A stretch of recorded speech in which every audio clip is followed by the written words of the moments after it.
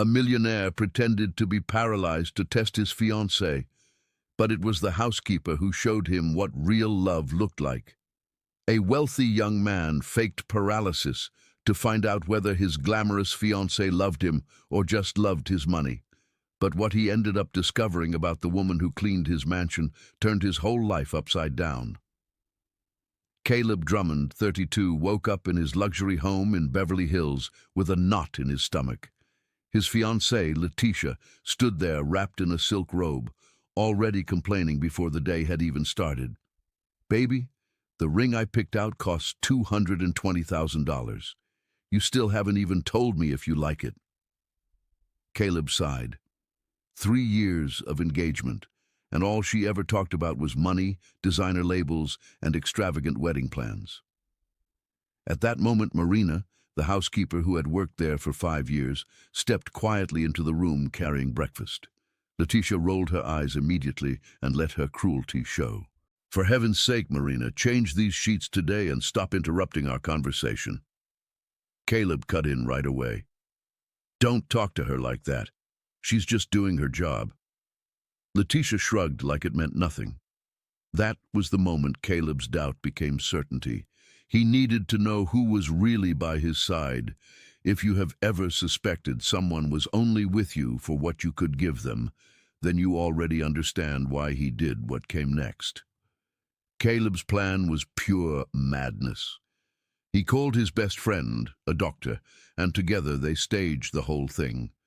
The doctor called Letitia and dropped the bomb.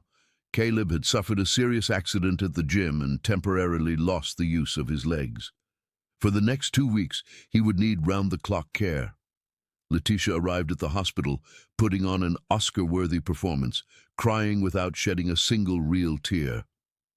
"I'm going to stay by your side, my love," she promised. But that same night, when Caleb came home in a wheelchair, her mask slipped. She rubbed expensive hand cream into her palms and said casually, "Baby, I already hired nurses starting tomorrow. I have to cancel a bunch of wedding vendors tonight. You'll be okay by yourself for a few hours, right?" Caleb was stunned. Then Marina, who had been standing quietly in the corner of the room, stepped forward. "I can take care of him tonight, Ms. Letitia. My grandmother was bedridden for years. I know what to do." Letitia nearly looked relieved. She disappeared out the front door without a second thought. That night, Caleb pretended to be asleep and overheard Marina on the phone. "Mom, I'm going to be late. Mr. Caleb needs me. It's not about money. Nobody deserves to suffer alone." A tear slipped down the millionaire's face. The housekeeper, who lived on barely more than minimum wage, had more compassion in her heart than the woman who was about to inherit half of everything he owned. Over the next few days, Letitia only showed up in the mornings.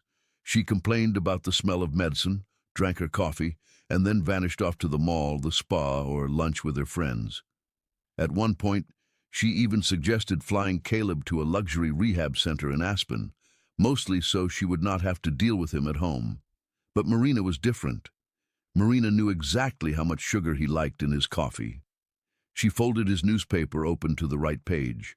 She even burned her hand on the stove one afternoon because Letitia had demanded lunch be made faster. One day, Caleb's father, Mr. Helio, came by to visit. The old man was sharp. He figured out the fake paralysis in less than 2 minutes. But instead of scolding his son, he leaned in and said, "You know what I saw last night? Marina was in your library reading medical textbooks, trying to understand your condition so she could take better care of you. Meanwhile, your fiancée was scrolling through luxury resort packages on her phone." The words hit Caleb like a punch to the gut. Later, he asked Marina why someone as intelligent as she was working there as a housekeeper. Embarrassed, she admitted that her biggest dream had always been to become a doctor. She had once been accepted into college, but her mother got seriously ill, and Marina had to give everything up to work and help pay for her treatment. Then, the whole situation exploded. One afternoon, Letitia hosted a fancy lunch at the mansion for her wealthy friends. She wanted to play the role of the devoted fiancée, caring for her injured man. But after everyone left and she came back to Caleb's room, slightly tipsy from champagne, She crossed her arms, smiled like a snake, and said, "Caleb, I'm not stupid. I saw your foot move yesterday. I know you're faking it. But I'm happy to keep playing along. A sick man needs an even more dedicated wife to protect his money."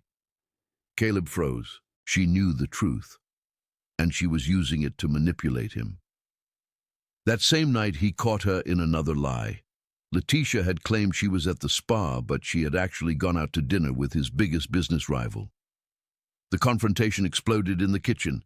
Letitia, furious and half out of control, looked over at Marina with open disgust.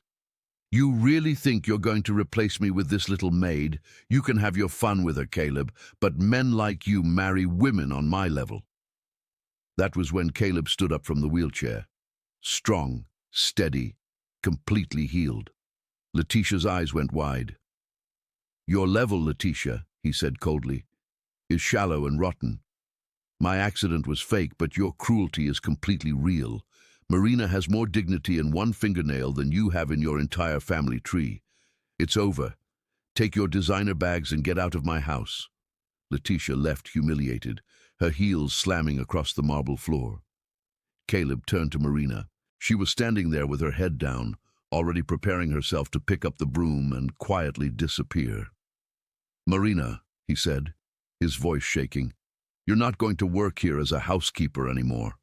I have spent my whole life surrounded by fake people, and you were the only one who truly cared for me."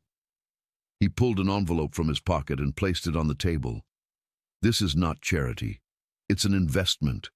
Inside is full tuition for medical school, and the best health insurance money can buy for your mother. No strings attached. If you want to leave tomorrow, the money is still yours." Marina burst into tears, covering her face with her hands. Caleb stepped closer and looked directly into her eyes. "But if you'd like to stay after your shift ends tomorrow morning, I'd love to have coffee with the future Dr. Marina, not as your employer, as a man who would like the chance to win your heart." Marina wiped her tears away, smiled shyly and said, "I'll accept the coffee, but you're going to have to call me Marina, nothing else." Life is strange like that. Sometimes we have to lose everything we thought mattered before we can finally recognize the gold that has been quietly sweeping our floors.